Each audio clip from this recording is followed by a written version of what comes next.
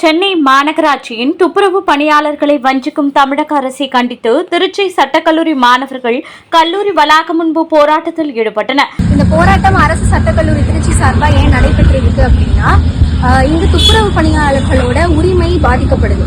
Corporate நிறுவனங்கள் மாதிரியான நிறுவனங்களுக்கு துப்புரவு பணியாளர்களினுடைய பணிமாற்றம் ஏற்படும் பொழுது அங்க இருக்கக்கூடிய பணியாளர்களோட பணி நிரந்தரம் அப்படின்றது முற்றிலுமா கேள்விக்குள்ளாக்கப்படுது.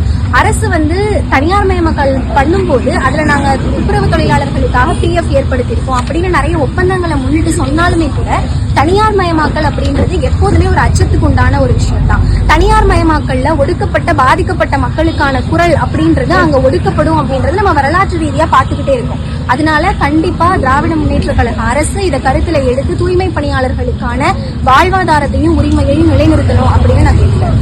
அரசு சார்பாக சென்னையில 13 நாட்களா தூய்மை பணியாளர்கள் போராடிட்டு இருக்காங்க. அவங்க எதுக்காண்டி போராடுறாங்கன்னா, அவங்க பணி நிரந்தரம், அதாவது அவங்க பணி இது நிரந்தரம் செய்யும். திமுக அரசு எதிர்கட்சியா இருக்கக்குள்ள என்ன வாக்குறுதி கொடுத்தாங்கன்னா, 153வது வாக்குறுதியா சொன்னாங்க, நாங்க ஆட்சிக்கு வந்தால் தூய்மை பணியாளர்கள் பணியை நிரந்தரம் செய்வோம், அவங்களான ஊதியத்தை நாங்க நிர்ணயம் செய்வோம்னு சொன்னாங்க.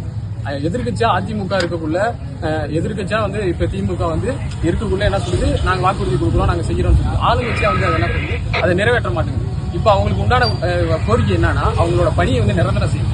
பணியை நிரந்தரம் செஞ்சு எதுக்கு தனியார் மயம் கொடுக்க கூடாது நாங்க சொல்றோம்னா, 2700 கோடிக்கு, அதாவது 2700 கோடிக்கு ராம்கிங்கிற ஒரு நிறுவனம், அதாவது தனியார் ஒரு நிறுவனத்திட்ட 2700 கோடிக்கு கொடுத்துருக்கு. அது ஆண்டுக்கு 2700 கோடிக்கு அவங்களுக்கு கொடுத்துருக்கு. ஒரு மாசத்துக்கு ஒரு தனிப்பட்ட ஊழியர், அதாவது சென்னையில மொத்தமா ஒரு 17,000 ஊழியர் இருப்பாங்களா, அந்த 17,000 ஊழியர்கள்ல ஒரு ஊழியருக்கு குறைஞ்சபட்ச ஊதியமாக ஒரு 30,000 வச்சுக்கிட்டா கூட அவங்களுக்கு எல்லா பணியாளர்களும் சேர்த்து மாசத்துக்கு 51 கோடி வருது. அதான் ஆண்டுக்கு 600 கோடி தான் வருது. 600 கோடிக்கு அரசு திமுக அரசு செஞ்சிருக்கலாம். ஆனா 2700 கோடிக்கு தனியார்ட்ட தாரை வருது. என்னது காரணம்? கமிஷன். அது வரக்கூடிய கமிஷன் நிமிடம். இந்த துறை சார்ந்த அதிகாரி இது வரைக்கும் அவங்க 13 நாட்களா போராடுறாங்க. துறை சார்ந்த அதிகாரி இன்னும் யாரையும் போய் சந்திச்சது இல்லை. இந்த துறை சார்ந்த அதிகாரி இந்த மாநகராட்சி சேர்ந்தவங்க, திருச்சி மாநகராட்சி சேர்ந்தவங்க இன்னும் போய் பார்க்கல, அவரும் பார்க்கல, CM போய் பார்க்கல, இன்னும் யாருமே அவங்களை போய் கண்டுக்கல.